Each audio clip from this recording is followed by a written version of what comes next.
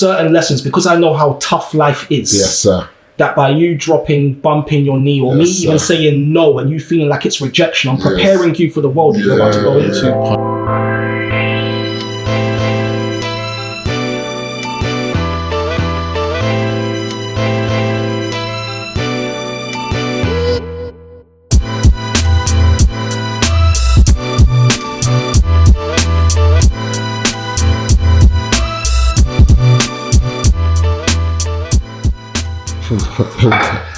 One thing you wish you knew that would affect you as a father before becoming a father.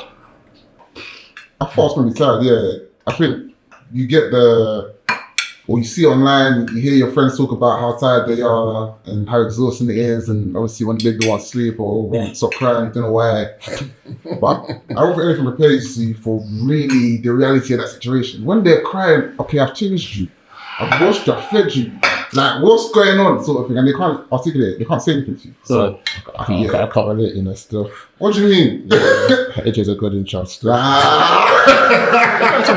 you know what, yeah? One thing I wish I knew though was like how much you think about being fathered whilst not having to be a father.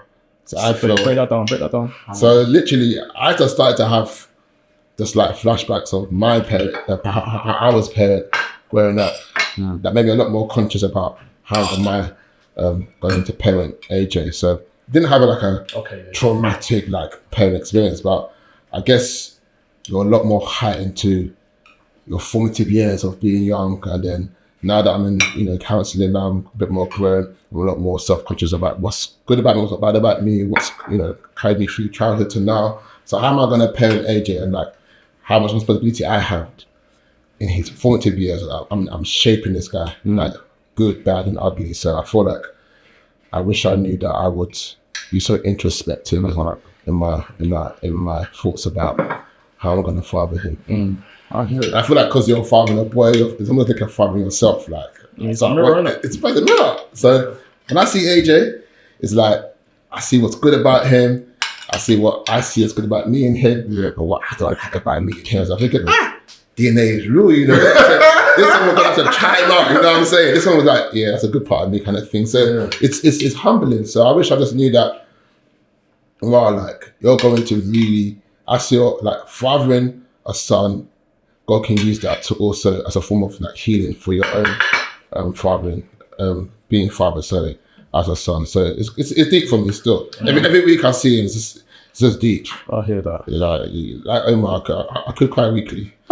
Literally, it's deep, man. Even tonight, I'm like, no, bro, I don't cry weekly. I know you do. I said I could cry weekly. Okay. In reference to when you first time, you know what I mean? So yeah, no. So yeah, that's fine. That's fine. That is deep. Yeah. I think my eldest, what she's sewing now. Please closer. Yeah, like I said, I came to her life at 2.5, and now she's sewing. So she's 5 years. Okay. I've seen what she was and who she was when I met her versus who she's not. You know what I'm saying? And especially with a girl, girls are a lot more emotionally in tune and aware. Seeing my daughter become the woman that she is now, and like you said, seeing the qualities that I take pride in for myself when she exhibits it. Like, she's stubborn. She's stubborn. And with me, when I'm negotiating contracts, or when I'm negotiating salary or pay increase, or when I was working in recruitment or working in sales, and I was demonstrating those traits and qualities in work, I'm like, man, I'm doing my thing. I was like, but when I'm telling her to wear your jacket because it could get cold, she's like, she's giving me logical reason as to why. But you check the calendar, Dad. I'm like, checking you, Wow. Don't test me. I don't think I'm ready for that. Bro, it's gonna get to it.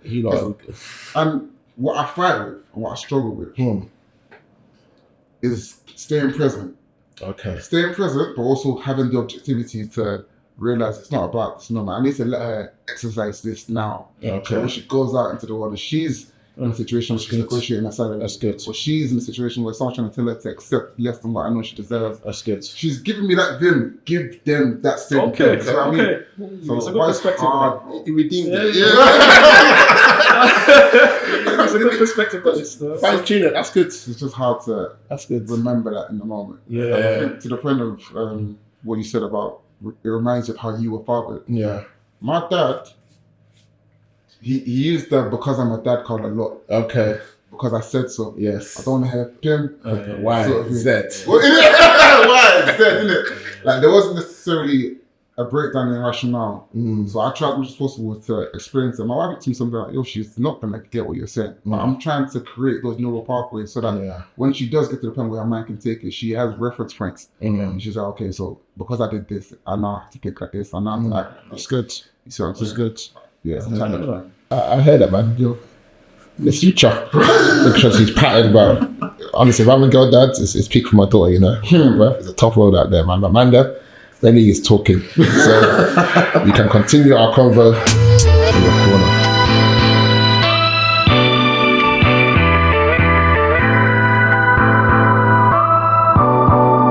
So I've been pondering lately, doing my time in journaling about my fatherhood journey. And I was prompted by like, how is my relationship with God as a father affected, you know, how I'm fathering AJ?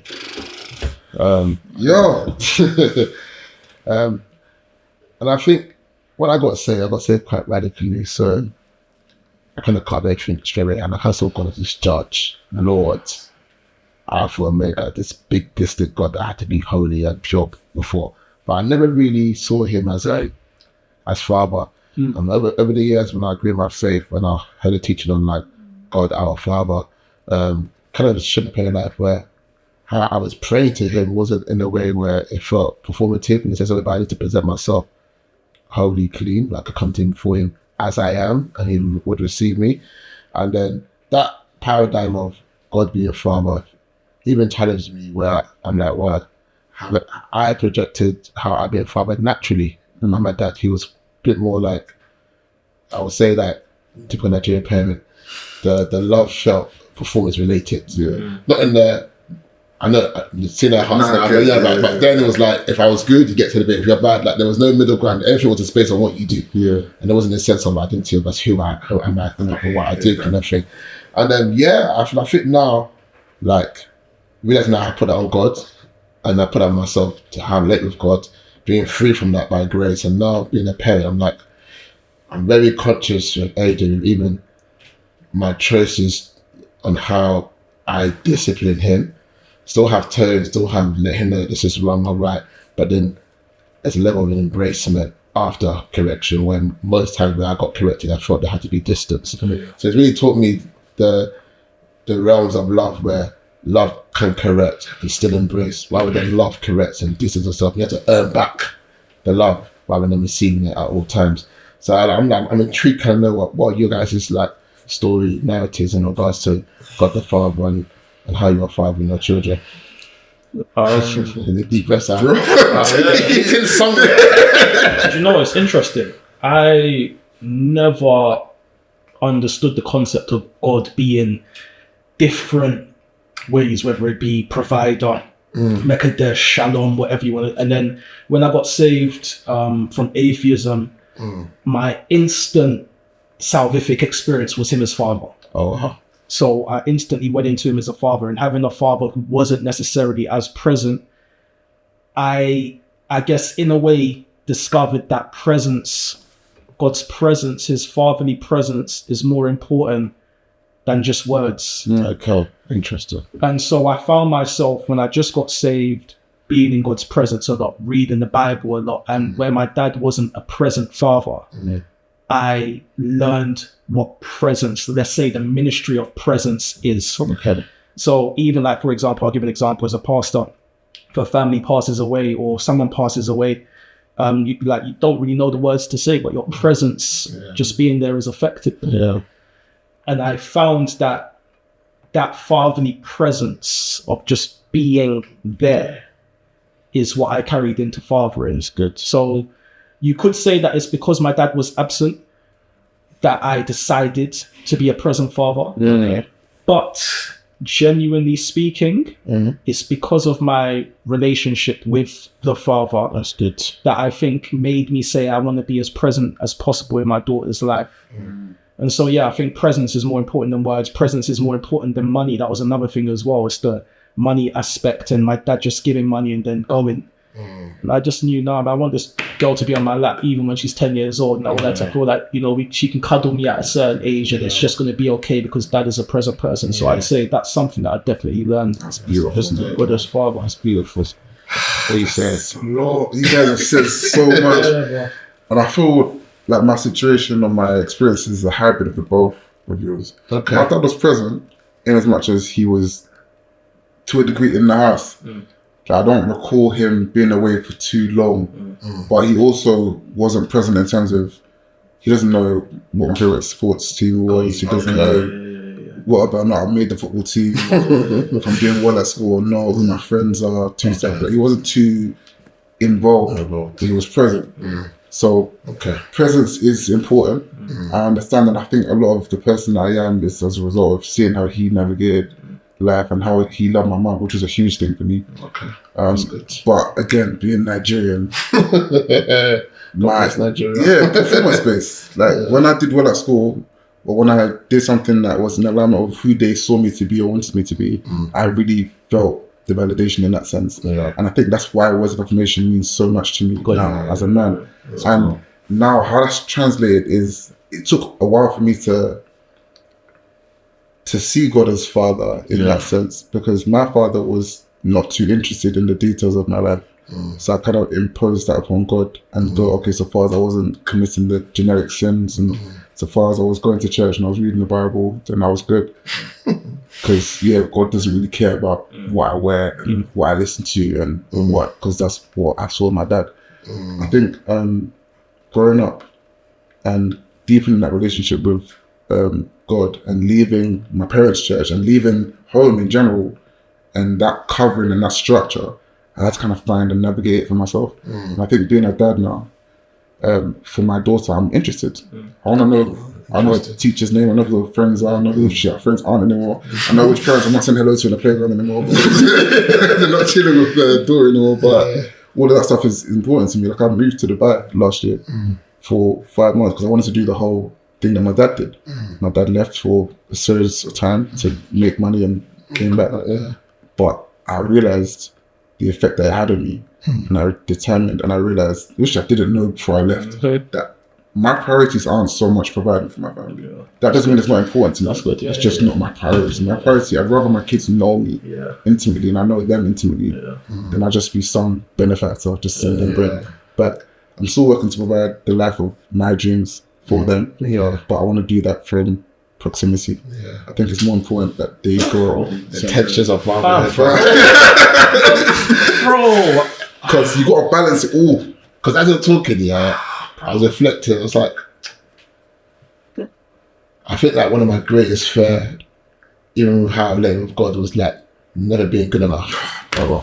Then now, being conscious of that, and now being a father, and then like, because I remember the first day I carried AJ, like, just to this day, I just cut the umbilical cord, covered in wire, and I just thought, like, I'm responsible for this person. Like, guys, when I say the fear the Lord dropped it, my wife is still there recovering. I'm saying, like, it's crazy in that room, but like, everything's happening. I'm thinking, wow.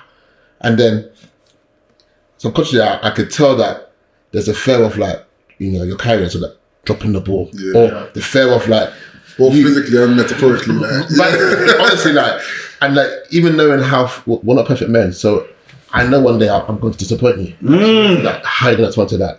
One day I might do something that may feel like rejection. How am I respond to that? I'm just thinking about how those things affected me, and my fear of fathering now is that will I be good enough for AJ? Like, that's a subconscious fear that's there. And you want to make sure that doesn't become a driving, because then this makes you a lot more conscious of this right and wrong. And you're overthinking that kind of thing. You want to make sure that love is driving you, kind of thing. And so I remember one time I was praying at night. I was on night shift, raised work at night shift, and I was just looking at AJ after he woke up, whatnot, from it, and then like Holy Spirit said something to me that to this day I'll never forget. Like obviously you guys now pastor and whatnot and stuff. He was like, look, if AJ doesn't want to have anything to do with what you're building, i.e. ministry, like you're not building kingdom, you're building Babylon. And it hit me hard there, because it taught me that Babylon was beautiful. It looked good.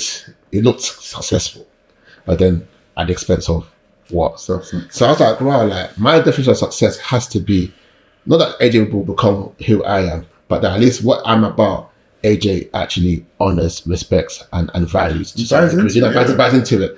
And it just taught me that, look, there's a way that you can build this team that everybody else may look at you and be like, but then if this guy's not anything, he's anti what you're doing, yes, then what have you actually been building? You know what I mean? Kind of thing. So that's something that really I'm really conscious about in regards to how I'm doing my whole entire life and what, you know what I'm saying about it. I feel like my relationship with God will, however I am with God, affects how I be a husband and it affects how I father my child. Like I see all the time, there'll be times when PS will banter me like, have you prayed today? Or are you not been fasting because you tell that a bit more aggy or whatever kind of thing. And you know what? She's true. Whenever I'm not flowing with the Father, it comes out in my attitude, anything with anybody else. You know? And it's taught me the need of like, my posture to Father has to be rooted in humility, love. Like there's something about the tenderness of God that affects me, that affects how I love my wife and how I father AJ. And that's those are like driving points for me and how I'm trying to stay on the right course to make sure that I'm not, you know, moving mad. So how are you dealing with the balancing of family needing you, mum phoning you need to check in on your siblings, wife needing you, child waking up for breakfast, pastoring, job? How are you balancing all those different hats? Because being a father is one thing, and it's a great thing to be, and that's who we intend to. Because I'm thinking about the fatherhood of God, right? We were talking about mistakes just then, and you know, AJ potentially being disappointed in the future by something that you've done. And I know when we look at the father, sometimes it's like, why didn't you cover me? Why didn't you? Why did I have to go into that situation? Why couldn't it have just been you just steered me this way? I'm bringing the question back in, but from what I understand from the fatherhood of God is he allows us to walk into things and bump our knee and get the grazes and figure life out. And it's not that he doesn't love us. It's that he wants us to learn from it. So in some way, if neither drops, I'll think, oh my God, and I'll be like, no, babe, let her get up. And if it was a boy, I might let him stay down a bit longer. You know what I'm saying? But when I'm looking at it, I'm like, there's certain lessons, because I know how tough life is. Yes, sir. That by you bumping your knee, or me even saying no, and you feeling like it's rejection, I'm preparing you for the world that you're about to go into. 100. And I see that with the Father, he allows us to go into certain things, but the balance of being all of those things at once, how are you managing that? These questions are just today. I'll take this one. I think it's about having your priorities straight. Okay. I think it's about knowing to you what's most important. Where do you place emphasis? So similarly to yourself, I know in order for me to even operate efficiently in any of the arenas that you mentioned, I need to be close to God as I possibly can, because I can't, within my own strength and wisdom, operate on that basis. I haven't done it in the past. It's not loud. I've got all this stuff on me. I want to do it. So I'm open to him, his instruction, what I see in the word and what I hear. And my wife, she's a mouthpiece. Like, by the grace of God, I swear to you, I don't know, she got direct line. So Jesus is lit. She whispers in hers and she speaks. And sometimes she's talking to me and I can tell that's divine. Like that's more than the wisdom that I know she has. And so being subject to him and being subject to his use of her, that's good. That kind of inclines me to constantly being open to feedback. Constantly being open, not even just from them, from my daughter, from my 7-year-old. Sometimes I ask her, what do you think that I do that I could do better? Sometimes it's waffle, but other times it's like she says some genuinely like relevant things. Like for instance, she said that she doesn't like how we don't eat together. Wow. Okay. At 7, yeah. Okay. When I don't eat at that time normally, you see what I'm saying? And that's my time. Okay, I've just finished work. I work from home, so I don't want to be in the office when I'm working. I want to be in front of the TV watching the football, eating. And she was like, "Oh, Dad, you don't really." I said, "Yeah." Okay. You know what? I'm gonna make an effort. You see what I'm saying? But it's about being open to feedback. So it's gonna be constantly changing. You gotta keep twisting this down, twisting that down, making sure that's sizzling, making sure everything's constantly moving. But just keeping your priorities front of mind, I think, helps. See, that's powerful though, because I think what it boils down to is your love levels. Yeah. Because everyone's asking for something from you. Yeah. and you feel like you're giving. You can feel like you're giving so much at times. Yeah. Your love has to be in check, otherwise you'll start resenting the amount that people are asking of you. Absolutely. Because sometimes even what they're asking, you can feel, I'm doing it already. You know what I'm saying? You know what I'm saying? Bro, you have to have a relationship with them. You have to. You have to. Because the answer to the question, I don't have an answer, except for the Holy Ghost. Really, that tension, I think, every day presents something new. Yeah. Because now, I'm being asked or questioned or whatever, and I'm thinking, like I say, where? How? Where's the capacity when it's going to come from? And I'm realizing more and more, like, the resentful part happens most where if you're not feeling you by him, I'm telling you, you'll have a tether. Yeah. And then the first port of call is the family. Yeah. You know what I mean? Kind of thing. So I can't I'm struggling.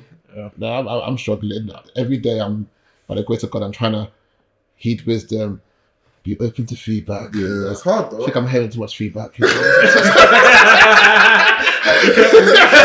know, all of that stuff, you know what I mean? Like, and being humble enough to understand the seasons of life. Seasons. Because in some seasons, I'm going to be able to be 90 here. Some seasons. So remembering that we're both, husband and wife, we're a partnership. But sometimes I've got 60, you got 30, we've got 50, we've got 50, we've got 20, I've got 80. And just trying by the grace of God, because I can't lie, it's a struggle. You know what I mean? Caveat to that though, because that is so essential. You just said it, what both of you said. But apart that, a lot of us, I will hold my hands up and say, for the first year of our marriage, I was very much a victim of this. I wasn't communicating that. So in my mind, I'm pushing. My limit is 160. I'm running at 120 mph right now. And you come and ask me to do another 40. I said, and then I snap at you. But she doesn't know that. She doesn't know that. How can she operate based on the understanding that she doesn't have? She doesn't have the context. So it's so unfair. I didn't even realize until it was literally our anniversary. We were driving. We took a long drive to like a spa retreat sort of thing. And we're in the car, she was like, okay, so how do you feel like it's gone? Little debrief. We're going to have like little slow jam session. She's like, so, Courtney reviewed. And then I was just like, I think it's been good, it's been decent. We spoke about the positives and the highs, and then what could be better, or even better ifs, and so on. And she was just like, I think we could communicate with us. I said, what do you mean? Our communication is great. I'm a poet. What do you mean? I know words. She's like, no, I think we don't communicate. There's certain times where you operate from a level of understanding that you've not given me access to. And there's only so much I can do with what I'm able to infer from your actions. It'd be much easier and more seamless if you could just tell me where you were at various points. I said, that's so fair. It's so true. I had to learn how to communicate gently. And then, well, that though. Go on. My thing is that if I share those vulnerable parts, go how on. she receives that is another. And so I found myself kind of shrinking back from sharing because I didn't want to see her upset. You know what I'm saying? And then she'd be like, no, but you can try, even though I'm upset, it's okay because I'm learning. And those are the hard parts that people don't really tell you about. How you communicate. 100%. So I know the weight of what I'm carrying. You're asking me to put it on you, but I don't know if you can like it. And not only that, I don't speak in my head the way I speak out loud. I don't feel it. It always sounds better. So sometimes you're asking me, if it came out the way it is right now, you couldn't take it. You see what I mean? So let me just. That's the caveman thing that I try to tell her about. If I'm in the cave, I'm quiet, and I'm not responding, like, babe, so how are you? And I'm like, I'm processing something. Give me a moment. What's going on up here? Give me about 5 minutes. Let me get, and then I can communicate in an effective way. But those quick conversations, sometimes I find myself being quiet. Now I've had to learn, babe, let me just process for a moment before I share with you, because I don't know if I share it right now, how it will come out. You know what I mean? Oh, my daughter is 7 years old. You know what that means? That's the why. Can you explain? Like, she's got 101 questions, and I'm at the YZ point now. I'm just like, don't worry, because I said, but I'm trying my best. Like you said, even I don't know if it's going to be 5 minutes. I can't answer that question right now. My dad, I can't recall a time when he said, I don't know. He always had an answer. Is it? Always. Might not have been the right answer, but he had an answer. Do you see what I mean? I think that came from a place of him not wanting to show some sort of vulnerability or inadequacy that I don't know something. Me, I'm open enough to say that, okay, I don't know, but I'll come back to it. See something. But you need to be in check and in tune with God, because otherwise, You got to take it to a deep place. I'm just here, President. I'm just like, I'm agreeing with you. The communication part can and will always need to be better. So on that note, I feel like we need to eat something sweet. After we eat the sweet dessert thing, then we can resume the deep fountains of this wisdom that you're sharing.